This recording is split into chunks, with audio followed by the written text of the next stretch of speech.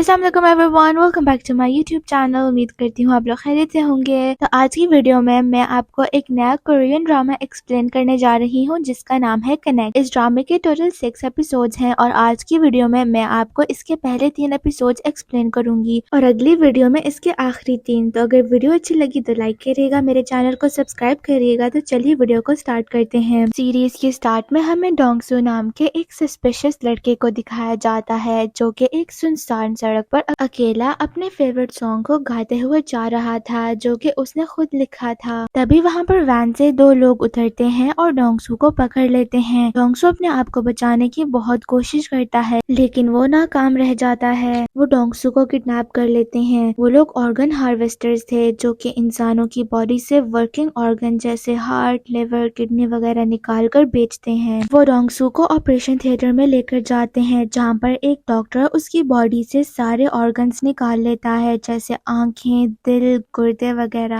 तभी ऑपरेशन के दौरान डॉक्टर को एक फोन आता है और वो फोन अटेंड करने के लिए चला जाता है लेकिन तभी डोंगसू के सारे बॉडी ऑर्गन्स उसके अंदर वापस चले जाते हैं और उसके सारे जख्म भर जाते हैं। लेकिन उसकी एक आंख टेबल के नीचे गिर जाती है जिसकी वजह से वो उसे नहीं मिल रही। जैसे ही डॉक्टर डोंगसू को सही सलामत देखता है तो वो घबरा जाता है और चिल्लाने लगता है। वो बाहर से लोगों को बुलाता है लेकिन तभी डोंगसू वहाँ की खिड़की से छलांग लगाकर भाग जाता है। फिर हम कुछ टाइम बाद का सीन देखते हैं जहाँ पर डोंगसू अपनी एक आंख होने की वजह से उसे छुपाने के लिए उसके ऊपर आई पैच लगाता था। एक दिन सड़क के किनारे पर किसी लड़की का स्टैचू आ जाता है। कोई नहीं जानता था कि ये स्टैचू आया कहाँ से। उस स्टैचू को देखने के लिए चारों तरफ भीड़ थी। तभी अचानक उस स्टैचू से खून गिरने लगता है क्योंकि असल में ये तो एक इंसान की डेड बॉडी थी जैसे किसी साइको किलर ने मारकर पॉलिश कर यहाँ पर रख दिया था। जब पुलिस वाले बॉडी को पोस्टमार्टम के लिए लेकर जाते हैं तो उन्हें उसकी बॉडी पर पी और एल का निशान मिलता है। फिर हम डोंगसू को देखते हैं जो कि गिटार बजा रहा होता है। तभी उसके राइट आई वाले एरिया में जहाँ पर उसकी आंख अब नहीं थी उधर पेन होने लगता है और उसे विजन दिखाई देता है जिसमें वो किसी को कंप्यूटर पर हॉरोस्कोप देखते हुए देखता है और उसे पी और एल का एक सिंबल भी दिखता है। जब उसका विजन खत्म होता है तो उसे समझ आ जाती है कि ये सब उसे उसकी दूसरी आंख से दिखाई दे रहा है जो कि अब किसी और की बॉडी में है। अगले दिन जब डोंगसू अपने काम पर जाता है तो वो देखता है कि कुछ लोग उसके बॉस को मार रहे हैं। वो जाकर उन्हें बचाता है और उनमें से एक आदमी डोंगसू के ऊपर चाकू से हमला कर देता है जिसकी वजह से उसका एक कान कट जाता है। लेकिन जैसे ही उसका कान उसकी बॉडी से अलग होता है तो उसके अंदर से वेन जैसे कुछ टेंटिकल्स बाहर आती हैं और उसकी बॉडी से जाकर वापस से कनेक्ट हो जाते हैं।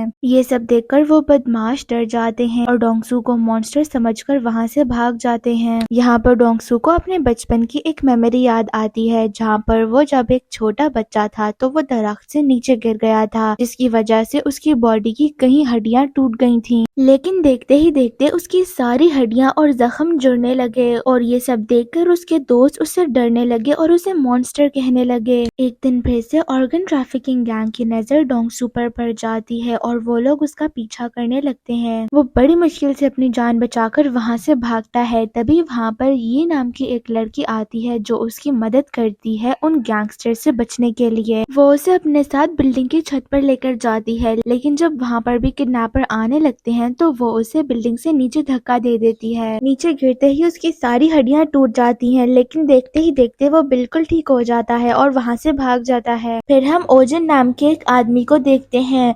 वो अपनी वैन से एक लड़की की डेड बॉडी को निकालता है और अपने लैब में रख देता है। अगले दिन हम यांग नाम की एक लड़की को देखते हैं जो एक बहुत वायरल सॉन्ग सुनते हुए ऑफिस जा रही थी जो कि असल में डोंगसू ने बनाकर अपलोड किया था। यांग को ऑफिस जाते हुए रास्ते में बहुत ज्यादा भीड़ दिखाई देती है। जब वो वहाँ पर जाकर देखती है तो वहाँ पर एक और लाश मिली थी जो कि एक बच्चे की थी जिसे स्टैचू बना दिया गया था और उसकी बॉडी पर भी पी और एल का निशान था। शाम को जब योंग वापस घर जा रही थी तो ओजिन भी उसके साथ था क्योंकि वो दोनों एक साथ काम करते थे। यहाँ पर हमें ये भी पता चलता है कि योंग ओजिन को पसंद करती थी। ओजिन को इम्प्रेस करने के लिए वो वही सॉन्ग गाने लगती है जो डोंगसू ने बनाया था जिसे सुनते ही ओजिन की आंख में दर्द होने लगता है और यही दर्द डोंगसू को भी महसूस होता है क्योंकि ओजिन के पास ही डोंगसू की दूसरी आंख थी। ओजिन अपने ऑफिस के बाहर एक बड़े से स्टैचू को देख रहा था और वही स्टैचू डोंगसू को भी दिखाई दे रहा था। दरअसल जो गाना डोंगसू ने बनाया था वो जब भी ओजिन सुनता था तो जो भी ओजिन देखता था वो सब डोंगसू को भी दिखाई देता था। और इसी विजन में डोंगसू योंग को भी देख लेता है और उसे समझ आ जाता है कि वो लड़की उस आदमी को जानती है जिसके पास डोंगसू की आंख है। दूसरी तरफ हम पुलिस को देखते हैं जो कि साइको किलर को ढूंढ रही थी, लेकिन उनके पास कोई भी एविडेंस नहीं था।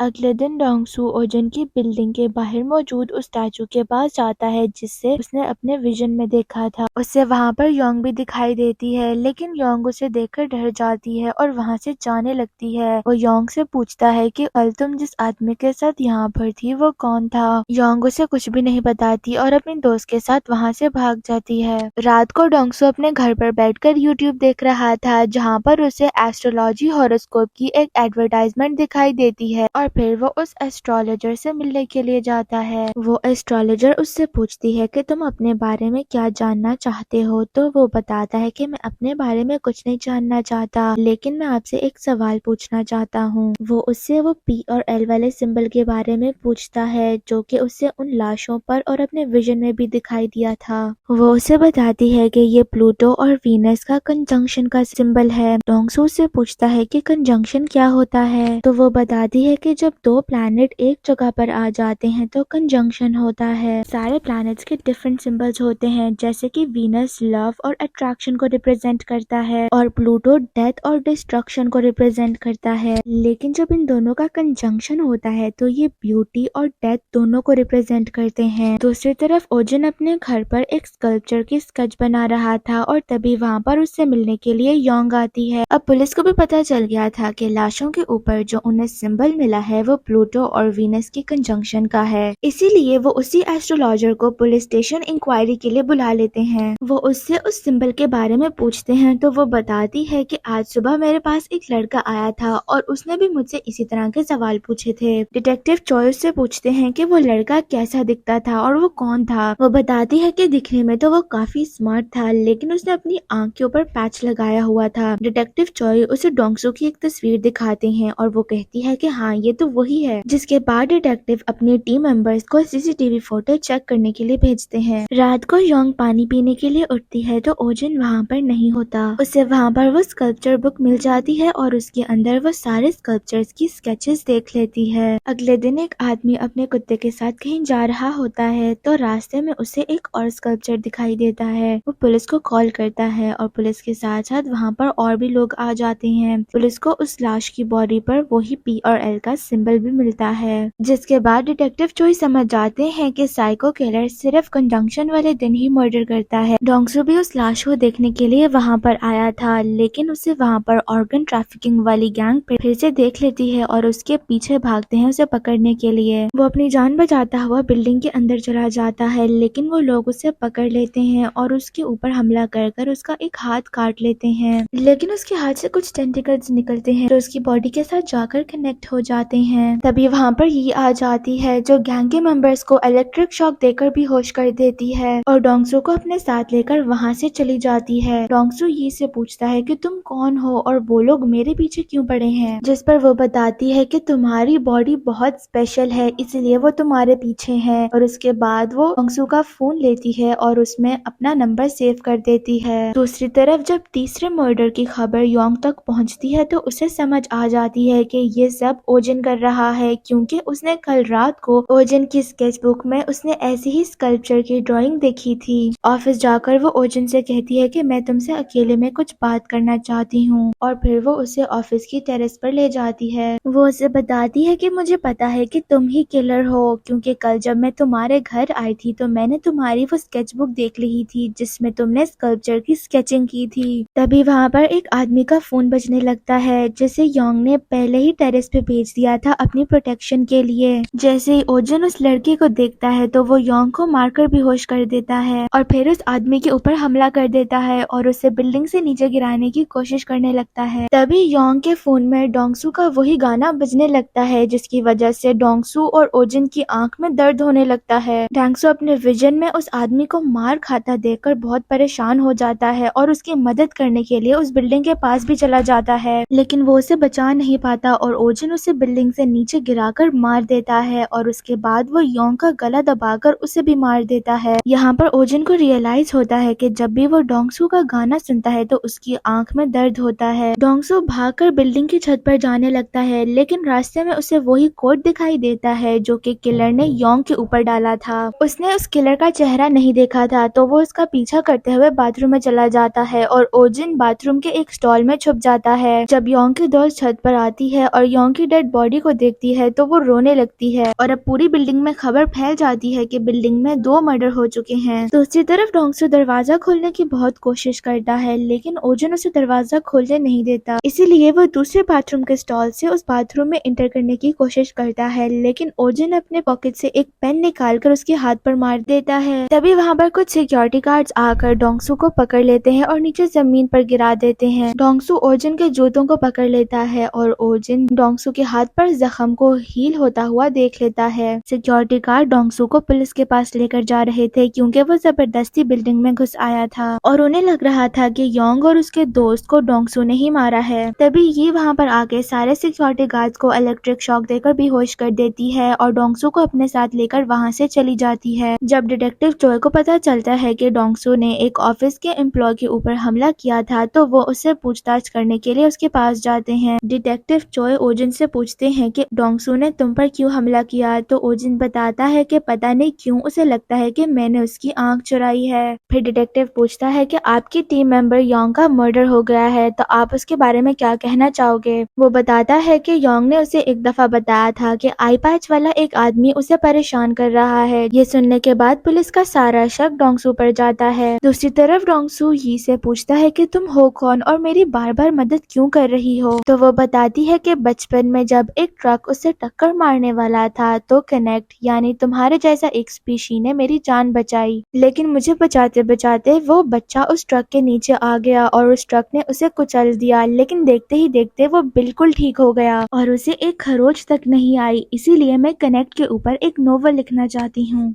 और क्योंकि तुम वो हो जो कभी भी नहीं मर सकते। डोंगसू उससे पूछता है कि कनेक्ट होता क्या है और वो लोग बनते कैसे हैं। ये बताती है कि मैंने अपने नोवेल लिखने के लिए अभी तक जितनी भी रिसर्च की है उससे ये पता चलता है कि कनेक्ट का कनेक्शन योंगडू फार्मास्यूटिकल कंपनी से है, लेकिन अभी पूरी बात क्या है वो मैं नहीं जानती, पर हम मिलकर ये पता लगा लेंगे। जिस पर वो कहता है कि मैं कौन हूँ ये जानने से पहले हमें उस साइको किलर को ढूंढना होगा जो लोगों का मर्डर पर मर्डर किए जा रहा है और उसके पास मेरी एक आंख भी है। ये डोंगसू का आई पैच हटाकर उसे ग्लासेस पहना देती है ताकि कोई उसे पहचान ना सके। फिर वो लोग शॉपिंग करने के लिए चले जाते हैं जहाँ पर वो लोग देखते हैं कि डोंगसू के पूरे शहर में पोस्टर लगे हुए हैं और जैसे ही वो लोग मॉल से बाहर जाते हैं तो डोंगसू की आंख में बहुत ज्यादा दर्द होने लगता है क्योंकि ओजिन उसका गाना सुन रहा था, क्योंकि उसे पता चल गया था कि ये गाना उसी ने लिखा है जिस पर ओजिन ने टॉयलेट में हमला किया था, जो कि डोंगसू ही था। लेकिन अभी तक ओजिन को ये नहीं पता था कि उसकी जो आंख है वो उसकी अपनी नहीं बल्कि डोंगसू की है। अगले दिन डोंगसू जब काम पर जाता है तो रेडियो पर वो अपना गाना सुनता है जिसे जेड नाम के एक सिंगर ने अपना बताकर उसे रीमेक कर दिया था, जिसे सुनकर उसे बहुत बुरा लगता है। दूसरी तरफ हम ओजिन को देखते हैं जो कि डोंगसू के गाने को बचाकर अपनी स्केचबुक में डोंगसू की पेंटिंग बना रहा था, जिससे डोंगसू को पता चल जाता है कि ओजिन अब उसे भी मारेगा, लेकिन उससे मारने से पहले वो 3 एलिमेंट्री स्कूल की बच्चियों को मारेगा और उनका भी स्कल्पचर बनाएगा। पुलिस हर तरफ डोंगसू को ढूंढ रही थी। रात को जब डोंगसू यी के घर से वापस अपने घर जा रहा था तो रास्ते में कुछ पुलिस ऑफिसर्स उसे पहचान लेते हैं और उसे पकड़ लेते हैं और यहाँ पर ही एपिसोड 3 एंड होता है। सो गाइज यही थी हमारी आज की वीडियो। आई होप आपको पसंद आई हो। अगर वीडियो अच्छी लगी तो लाइक करिएगा, मेरे चैनल को सब्सक्राइब करिएगा। मैं आपसे मिलती हूँ अगली वीडियो में। अपना बहुत सारा ख्याल रखिएगा। तब तक के लिए अल्लाह हाफिज।